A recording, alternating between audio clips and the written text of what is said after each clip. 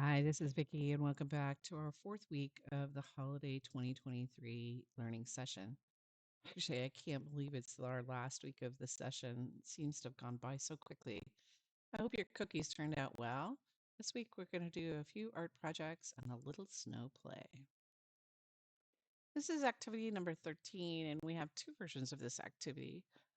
The first is which is to combine the salt in the bag with some paint and then to actually paint. So you want to take half of the salt and create three piles and add just a little bit of paint color on the top of each pile. Not too much because we don't want the salt to go into solution. In other words, turn into a liquid.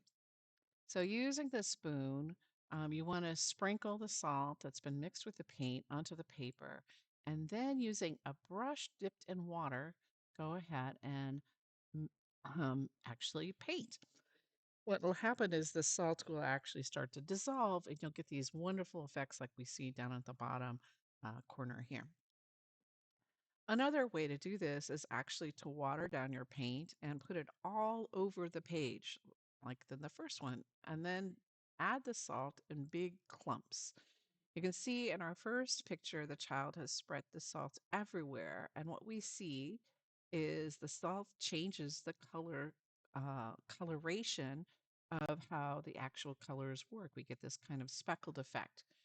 In the second picture, the paint was almost dry, but had enough water to see the paint be absorbed by the salt.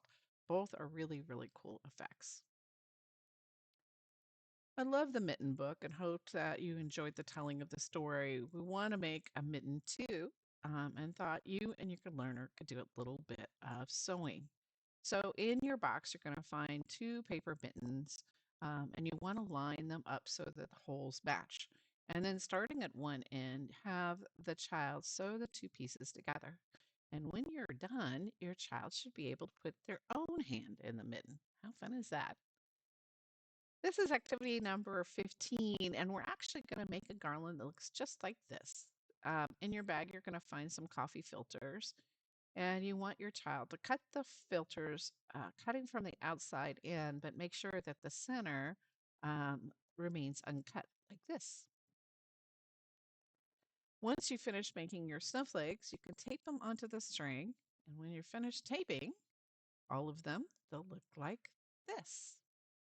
Very nice. This is activity number 16, snow play. We have provided you a container filled with some flour and some little items to create the perfect forest snow scene. Some trees, some animals, some snowmen, and some other odds and ends.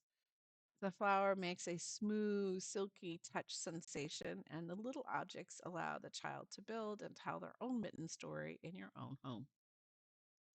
Now, you could certainly add some other supplies that might enhance the play, such as a spoon or a slotted spoon or tiny little paper cups, or maybe even a straw. But when your child has exhausted the snow scene, we would love to have the container back. Well, that ends this session. We'll be visiting your home soon.